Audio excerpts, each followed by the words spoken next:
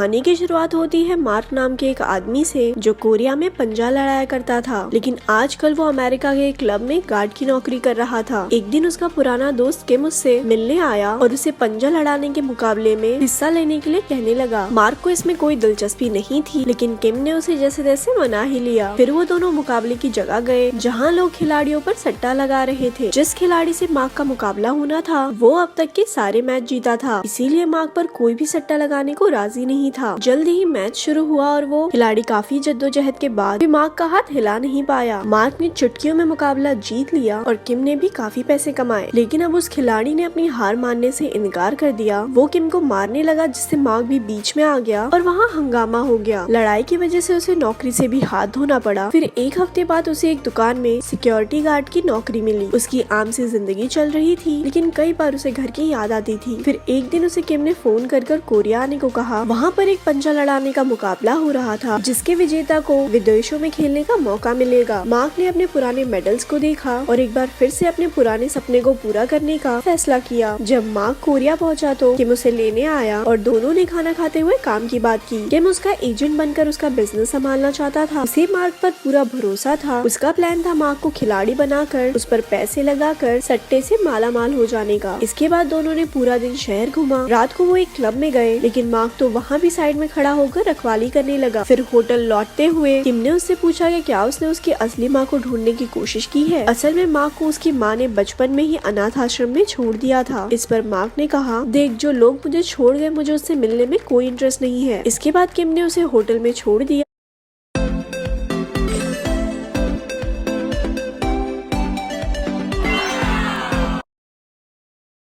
लोग मुझे छोड़ गए मुझे उससे मिलने में कोई इंटरेस्ट नहीं है। इसके बाद किम ने उसे होटल में छोड़ दिया। वहाँ मार्क ने जिंदगी में पहली बार उछलता हुआ बेड देखा। उस कमरे में किम की तरफ से एक तोहफा भी था। डब्बे में एक फोन निकला जिसमें उसकी असली माँ का पता था। उधर किम यो नाम के एक बेहद अमीर गुंडे से मिला और मार्क पे पैसे लगाने को कहा। पहले तो उसे यो से बिना इजाजत के बात करने के लिए उल्टा लटका दिया गया, लेकिन जब यो ने मार्क की वीडियो देखी तो वो उस पर पैसे लगाने को राजी हो गया। हालांकि उसकी एक शर्त थी कि मार्क को उसके ऑर्डर के मुताबिक जीतना या हारना होगा। अगली सुबह मार्क उस फोन के नक्शे के मुताबिक उस जगह पर पहुंच गया। दरवाजा खटखटाने से पहले उसे दो बच्चे मिले जो उसका भारी भरकम शरीर देखकर उसे राक्षस समझ बैठे। बच्चे उससे डर न जाए इसीलिए वो बिना कुछ कहे वहाँ से चला गया। उन बच्चों ने फिर अपनी माँ सुमी को इस अजीब आदमी के बारे में बताया। उन्होंने खिड़की से देखा कि मार्क वापस जा रहा था। सुमी कपड़े की एक दुकान चलाती थी जो काफी घाटे में चल रही थी। उसे गैंगस्टर यो के भी काफी पैसे लौटाने थे जो उसे बार बार परेशान करने पहुँच जाता था। उस दिन सुमी ने मार्क और यो को मॉल के क्लब में साथ जाते देखा। असल में किम मार्क को यो से मिलाने लाया था। वहीं हम एक अमीर बाप के बिगड़े हुए औलाद को देखते हैं। वो यो का साथी था और सट्टेबाजी में सबसे ज्यादा पैसे लगाता था। फिर मार्क ने एक हट्टे कट्टे आदमी को हरा कर अपना हुनर दिखाया। इसी वजह से मार्क और किम को एक 5 स्टार होटल में एक आलीशान कमरा मिल गया। तभी किम को यो का मैसेज आया कि कल मार्क को पहले मैच में जीतना होगा, लेकिन दूसरे मैच में हारना होगा। अब किम को डर था कि मार्क इसके लिए मानेगा नहीं। वो दोनों खाना खाने गए तो किम ने उसको दूसरे मैच में हारने को कहा। हालांकि मार्क तो बिना किसी दिक्कत के मान गया। अगली सुबह सुमी बच्चों को स्कूल के लिए तैयार कर रही थी। उसके बेटे जो को डर था कि राक्षस फिर से आ जाएगा, लेकिन सुमी ने कहा कि शायद वो मार्क को जानती है। जब बच्चे चले गए तो उसने पुरानी तस्वीर निकाल कर देखा कि मार्क की उसकी माँ के साथ एक तस्वीर थी। वहाँ बच्चों ने मार्क को बाहर देख लिया और जो ने तो उसे पुलिस बुलाने की धमकी भी दे दी। मैं पुलिस बुला लूंगी और फिर वो आपकी हड्डी पसली तोड़ देगी, देख लेना। फिर हम देखते हैं कि यो ने कोरिया के सबसे तगड़े पंजा खिलाड़ी कॉम्बो को बुलाया था ताकि मार्क की काबिलियत परखी जा सके। लोगों की खचाखच भीड़ थी और मार्क ने आसानी से 7 फुट के हाथी जैसे आदमी को पहले मैच में हरा दिया। इससे कॉम्बो भी काफी प्रभावित हुआ। सुमी भी वहाँ मार्क को देखने आई थी। ब्रेक के वक्त यो उस पर जबरदस्ती करने लगा क्योंकि सुमी ने उसके पैसे नहीं लौटाए थे। मार्क ने भी ये सब देखा और जब दूसरा मैच चालू हुआ तो वो जानबूझकर जीत गया ताकि यो को नीचा दिखा सके। जब यो अपनी धौंस जमाने लगा तो मार्क ने उसे धक्का दे दिया। किम बेचारा मार्क और यो दोनों को शांत करने में लग गया। उसे पता चला ये सब सुमी के वजह से हुआ तो वो अगले दिन सुमी से मिलने गया। तभी यो भी वहाँ आ पहुँचा और किम की धुलाई कर दी। अचानक मार्क बीच में आ गया और यो के मुश्तंडों से अकेला भिड़ गया। कुछ देर बाद पुलिस आई और मार्क और किम को गिरफ्तार कर ले गई। मार्क को छुड़ाने के लिए उसकी आईडी की जरूरत थी, लेकिन उसका बैग और पासपोर्ट तो पिछले मैच में ही खो गया था। इसके बाद उसने पुलिस वालों से पंजा लड़ाकर साबित किया कि वो सच में